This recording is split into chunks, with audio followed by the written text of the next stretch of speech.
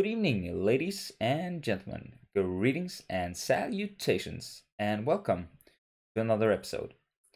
Today, we are going to take a look at web browsers, and it's going to be a shorter episode because last time we spent around 40 minutes deep diving into single page applications, and as fun as that was, we don't want to be doing that every time. So, today, we are going to do a short episode on web browsers and just try to pack it fill with information. So, what is a web browser and why should you care about it as a web developer?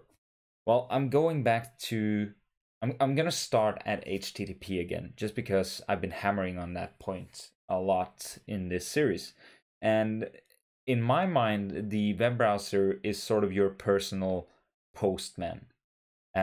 Whenever you go into the web browser and you type in a URL, the web browser is constructing an HTTP message for you and sending it to a web server. And as you get a response from that web server, the web browser also knows what to do with that response. And that's a great thing because the web server can send you back an HTML page, and the web browser will know to look at that page and see, well, this is a web page, so I'm going to render it to the user's screen. And then once you go through the HTML document, we can open the developer console and look at this page. Once you go through the HTML document, once the browser goes through the HTML document, it will look at the different tags and figure out what they mean. So here we have some script tags, and the browser will know that, well, that means that I'm going to go and fetch the scripts and load them into the page. So all of these things are happening behind the scenes in the web browser. Now, the web browser also has a lot of interesting features for us as developers. So in this web browser, we have a panel down here that we can open, and it gives us a lot of tools that we can use to enhance our developer experience. So for instance, the elements section here will kind of show us the general structure of the HTML document of the page we're on, where we can select the elements, and if I move my head a little bit, you can see that we can play with it and see the CSS and styling over here on the right hand side. And we also have even more things we can play around with here. Furthermore, we have the console, which is another tool that we can use. It's kind of an interactive shell for JavaScript where you can play around and interact with elements on the page. So say we had an element here like this. What's a good example here?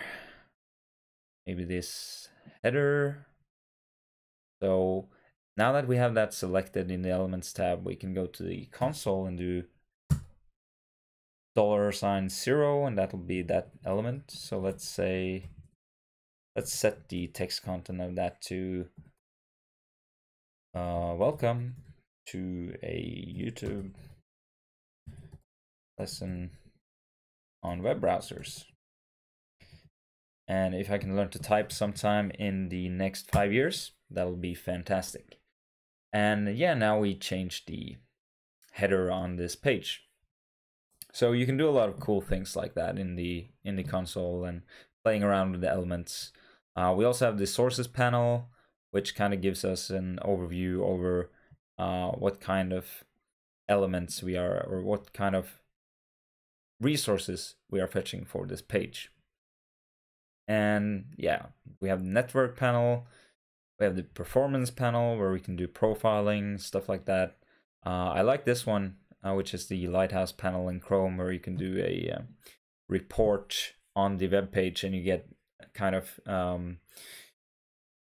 4 different metrics that you get scored on according to the performance, accessibility, best practices, and SEO. And then you also have a progressive web app metric. And looks like Mozilla is doing a pretty good job here, guys. Hats off. Nice work. Yeah, so that's basically the developer tools. Another thing we need to care about when we're talking about browsers is different compatibilities between different kind of browsers. So browsers are developed by different organizations. So you have Chrome, it's developed by Google. You have Firefox, which is developed by Mozilla. And you have Safari, which is developed by Apple. And a lot of other ones. You have Samsung, Opera, and a whole array of other browsers that I can't kind of refresh off the top of my mind in the moment. But the point is that all of these actors have different interests in what to support in their browsers. And some of it is going to be based on open standards and is going to be implemented in across all of the browsers because they see that it's a benefit and it's an open standard that they need to implement.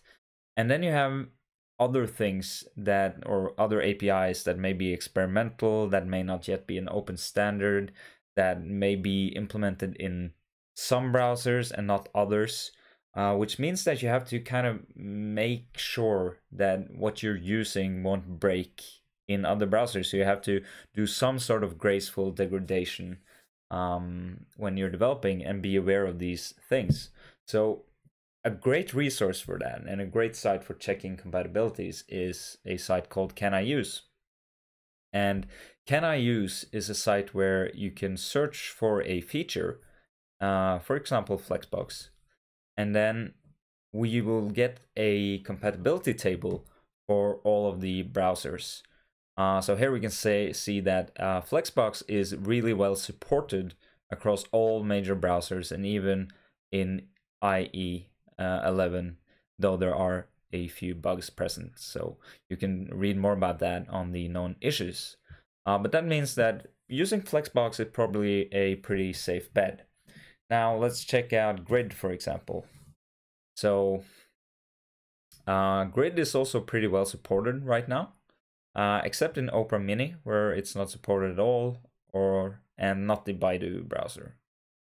All right, so you can use this to check out JS APIs as well. So let's check out the history API.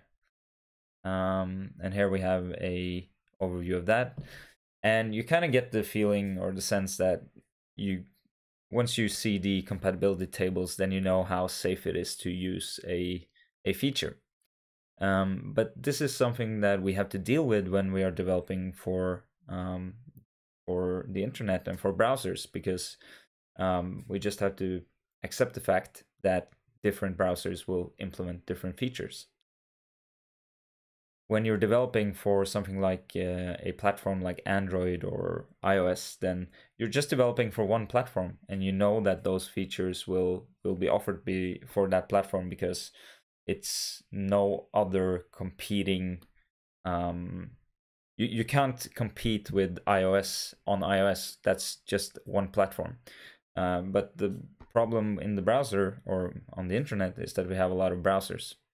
That's the main issue. So just keep that in mind when you're developing.